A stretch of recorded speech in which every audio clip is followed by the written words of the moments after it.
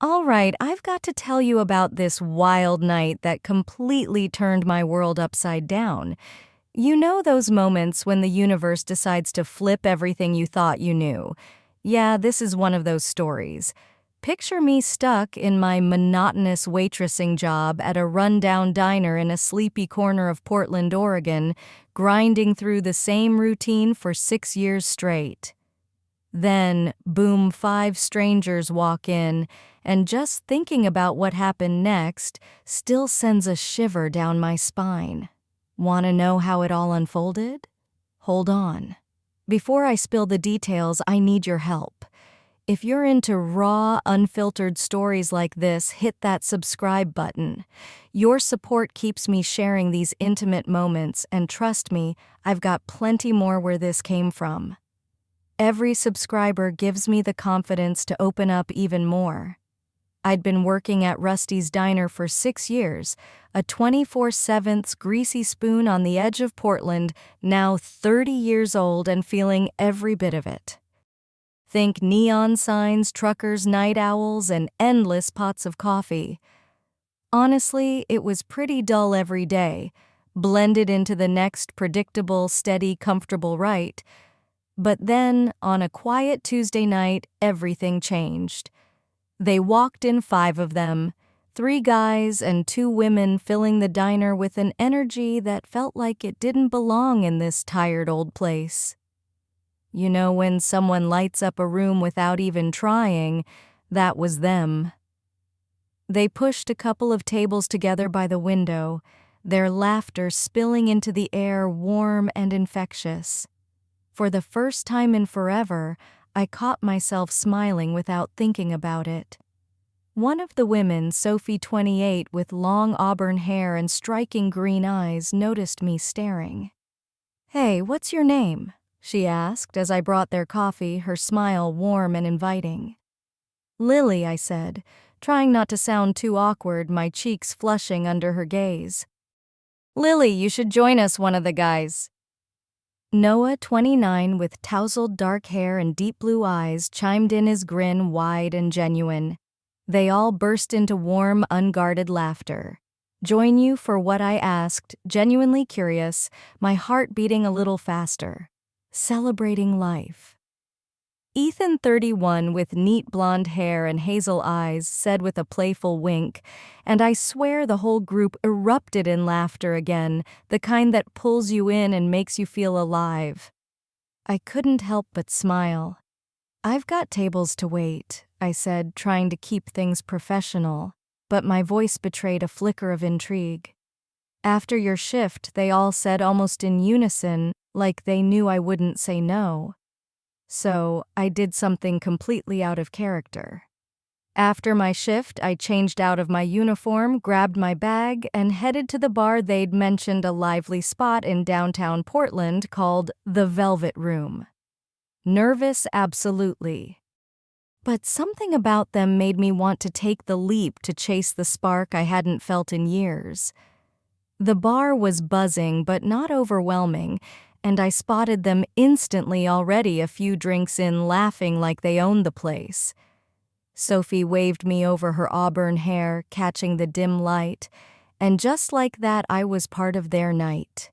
Drinks flowed, laughter echoed, and the energy was electric. We danced, we talked, and I let go in a way I hadn't in ages, my heart racing with the thrill of something new and untamed. Around midnight, Isabella, 27, with sleek black hair and warm brown eyes, suggested heading back to their apartment.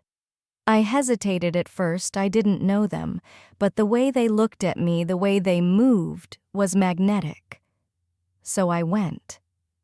The apartment was on the 3rd floor of an older brick building in Portland's Pearl District, a little worn but cozy in its own way. Dim lighting cast soft shadows, and a gentle acoustic playlist filled the air. The scent of cedar and something sweet, maybe vanilla, hung in the room, making the outside world feel like it no longer existed.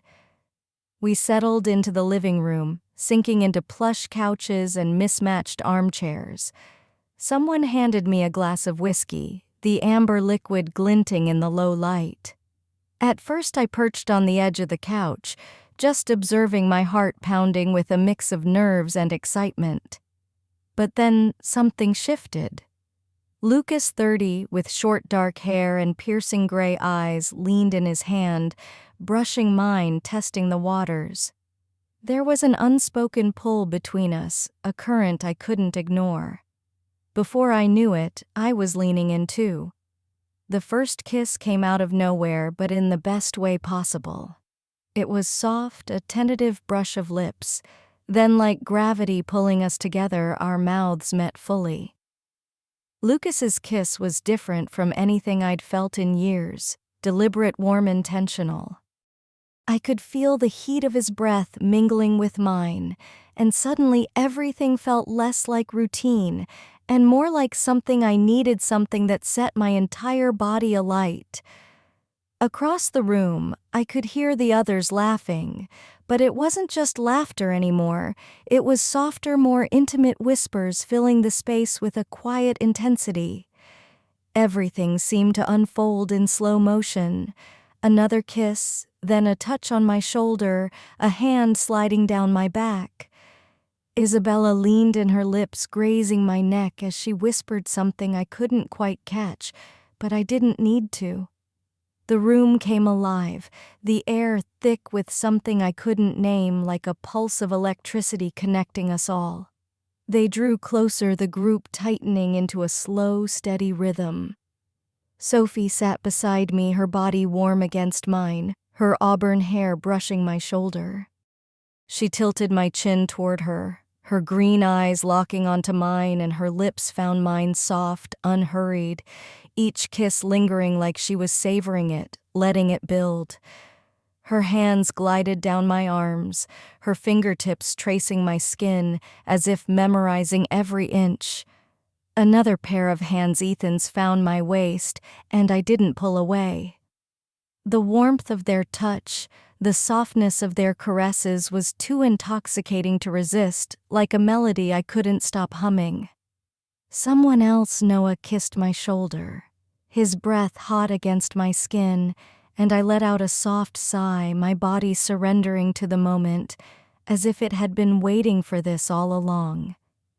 It was like we were reading the same wordless script, each movement feeding into the energy around us. It wasn't just one person anymore. It was like the space between us had dissolved. Our bodies tangled, but it didn't feel crowded.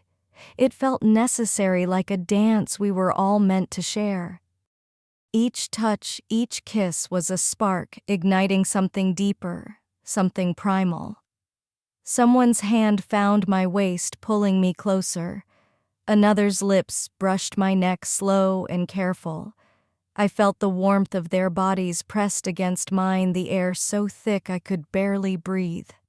Then finally everything blended together, a deeper kiss, hands more urgent, wandering, exploring as we became one, moving together, connected. The room filled with soft sighs and whispered names, and I couldn't tell if they were mine or theirs. It didn't matter. It all melted into this beautiful, overwhelming warmth, a symphony of connection that drowned out everything else. The world outside felt miles away. There was only closeness, only connection, only the feeling of being wanted, lost in something bigger than myself. For the first time in years, I wasn't thinking about anything but the present, fully alive in the heat of the moment. As the sun began to creep through the curtains, the apartment fell quiet, peaceful. I was tangled in limbs, but in the best way. Soft, warm skin, the lingering feeling of connection. I stood stretched and stepped outside to breathe the crisp Portland morning air. The world looked brighter, sharper, like it had been waiting for me to wake up. Honestly, I couldn't stop smiling. That night came out of nowhere, raw, free, and utterly transformative. I walked home, my thoughts swirling with everything that had happened, and for the first time I felt alive in a way I hadn't before, like I'd finally found a piece of myself I didn't know was missing. So, was I crazy for doing what I did that night? Drop a comment below and tell me what you'd have done. I'd love to hear your stories. If this resonated with you, hit that like button and subscribe for more adventures like this. There's plenty more to come. Until next time, amazing people, sweet dreams.